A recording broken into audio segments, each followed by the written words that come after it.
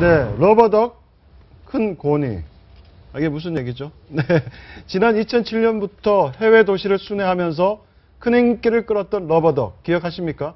서울시가 이 러버덕을 벤치마킹해 한강을 대표하는 대형 큰 고니 조형물을 설치할 계획이었는데요. 네. 그런데 이게 시의회에서 제동에 걸려 중단이 됐다고 합니다. 어떤 내용입니까? 이게 일단 예산이 좀 14억 정도 들어간다. 꽤 큰 돈이 들어가네요. 많이 14억이면. 또 이제 네. 한강 보면 뭐 수상 레저를 즐기는 사람도 많고 수상 택시가 다니지 않습니까? 그럼 이게 안전성 문제도 있고 뭐 여러 가지 측면에서 이제 저 러버덕은 석촌 호수에 저 안에는 뭐 아무것도 다니는 게 없으니까 이제 그때 어떤 조형물로 해서 인기가 끌었는데 한강에다가 이걸 할 경우에는 아까 말씀드렸듯이 예산 문제와 안전성 문제를 이제 의회가 제기를 하면서 일단 제동이 걸린 상태다 뭐 이렇게 보도가 나와 있습니다. 네. 게다가 저 큰 고니를 이제 만들겠다는 거거든요. 그러니까 러버덕이었는데 오리였는데 큰 고니인데 이게 이제 과연 서울시를 상징하는가 봤더니 서울시하고 한강을 상징하는 예, 한강에 상징하는가 했더니 한강에는 오히려 큰 고니가 잘 없고 큰 고니는 경기도 쪽, 저쪽 경기도 남부 쪽에서 있는 거였기 때문에 과연 큰 고니가 서울시하고 무슨 관계가 있지? 또 이런 인문학적인 이제 논란도 함께 있었던 것 같아요. 시의회에서는 이걸 그냥 따라 베끼기라고 표현을 했는데요. 네, 맞습니다. 이게 도시 조형물 큰 범위에서는 이제 그런 문제인 건데요. 우리 정철진 컬럼니스트가 말씀하신 대로 이게 역사성이나 문화와 안 맞다는 게 아까 말씀하신 대로 뭐 안전상의 문제나 돈 문제도 있지만 이게 서울을 상징하고 대표하는 거라고 그러는데 고니가 그래서 서울시랑 무슨 관련이 있지? 라고 이제 질문하는데 이제 관련성이 떨어지니까 이게 예산 진행이 되다가 떨어진 게 많고요. 사실 뭐 한강변에 무슨 저기 뭐죠? 괴물에 나온 그 괴물. 같은 네. 영화 괴물에 나오는 괴물에 괴물. 나온 네. 괴물이죠. 네, 예. 네. 그런 것도 설치해 놓은 것인데 그런 것도 논란이 참 많았었죠. 그러니까 도시 조형물이라는 것들은 그 자연스러움과 문화, 뭐 역사성 그런 것들을 상징하는 뭔가가 있어야 하는데 그런 것들 없이 예. 도시를 그냥 미술 작품 꾸미듯이 꾸미려고만 생각을 하니까 저런 발성이 나온다고 그러면서 논란이 되고 물론 뭐 재밌다고 그러는 사람도 있지만 뭐 네, 항상 바로 논란거리가 지금 되는 거죠. 보여드리는 영상이 한강 여의도공원에 설치된 괴물, 영화 괴물에 나오는 괴물입니다. 네, 예. 근데 실제로 지금 모양도 굉장히 뭐 흉물스럽다, 재미있다라는 반응이 엇갈리고 있는데 제가 영상을 보니까 이 괴물 앞으로 어떤 꼬마 아이가 다가갔다가 괴물이 정말로 괴물 소리를 내더라고요.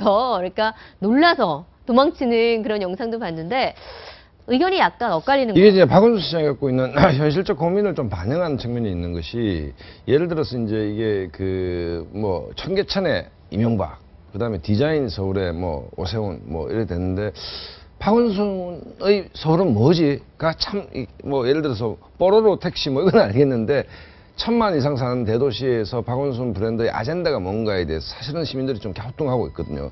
그러면서 조급함도 있는데 예를 들어서 이런 문제입니다. 우리가 70년대에 개발연대를 상징하는 게 강변북로가 올림픽 들어옵니다. 이 문제는 한강을 놓고 보면 네네. 그럼 시민들이 접근성을 막고 있거든요. 통로를 통해서 우리가 가는 것이지 그 효율성의 상징이 강변대로와 올림픽도로라고 본다면 예를 들어서 예산이 들더라도 이거를 지하화하면서 수변 공간 아까 철책 뭐 강원도에 철거하듯이 강을 완전히 그 한강을 서울시의 랜드마크로 하겠다. 시민들이 접근이 가능하도록 하고 거기에 레스토랑이 들어오고 관광 예를 들어서 상품화 시키겠다라는 이런 큰 디자인을 해내는 것이 아니고 이 문제는 막대한 예산과 찬반 토론과 그다음에 추진력이 필요한 부분 아니겠습니까? 그러니까 이런 부분을 피하면서 어떤 이미지 전략 하나의 캐릭터를 만들어서 뭔가 캐릭터로 계속 서울시를 어떤 번뜩이는 뭐, 아이디어로 승부하는. 근데 이런 형태가 작은 아이디어 가지고 천만 시민의 삶이 근본적으로 개선되는 건 아니죠, 사실은. 네네. 그렇기 때문에 어찌 보면 이 러버덕이나 큰 고니 문제는 박원순 시장이 서울시장을 한 데 있어 시장이 갖고 있는 엄청난 고민이 이렇게 표현되고 있는 게 아닌가. 대형 아젠다를 잘 찾지는 못하고 있고 뭐 광화문을 넓혔다 좁혔다 뭐 여러 가지 지금 구상들을 하고 있는데 이게 너무 좀 잽에 가깝다. 그러니까 큰 차원에서 시민들한테 각인될 수 있는 21세기 서울을 어떻게 바꾸겠다는 어떤 그 큰 어떤 그 아젠다 전략에서는 좀 실패하고 있는 게 아닌가라는 비판들이 있습니다. 제가 생각할 때 MB 하면 청계천 이런 게 없지 않습니까? 근데 저걸 이제 장기적인 안목을 가지고 이제 박 원장님 말씀하시지 여기저기에서 서울을 특징화할 수 있으면 좋은데 저는 저걸 보면서 아까 괴물을 보면 정말 꿈에 나타날까 봐 꿈이 뒤숭숭할 것 같은데 저기다 5만 원짜리를 붙여도 2억 원, 3억 원은 안 될 것 같은데요. 예산 낭비라는 부분에 대해서 좀 장기적인 계획을 좀 세워주셨으면 좋겠습니다. 네, 알겠습니다. 또 지금 박원순 서울시장이 또 곤욕을 치르는 게 남대문 시장 상인들한테 굉장히 지금 반발을 맡고 네. 있다면서요? 그게 이제 청계천 고가를 철수하게 되면서 과거 뉴욕 같은 경우에는 이제 고가를 완전히 걷어내지 않고 거기에다 공원도 만들고 이렇게 하겠다는 겁니다. 뉴욕에서 실제로 대성공을 거둬서 그 모델을 쓰겠다는 건데 지금 남대문 시장 상인 입장에서 가장 큰 문제가 그렇게 되면 관광객들은 분명히 올 텐데 그 관광객들이 내려와 가지고 남대문 시장에서 과연 물건을 살 것인가?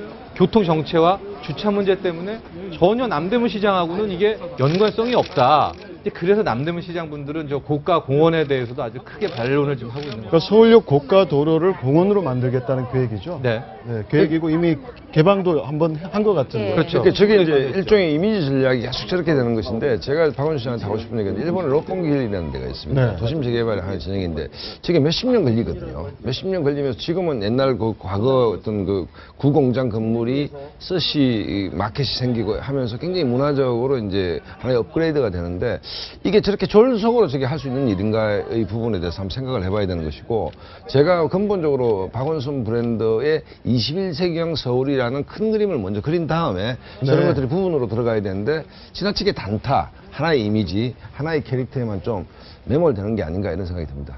예, 이벤트성 행보를 이어가고 있는 박원순 서울시장 한번 좀 큰 그림의 그림을 그려봐 달라는 우리 박상은 소장의 지적이었습니다.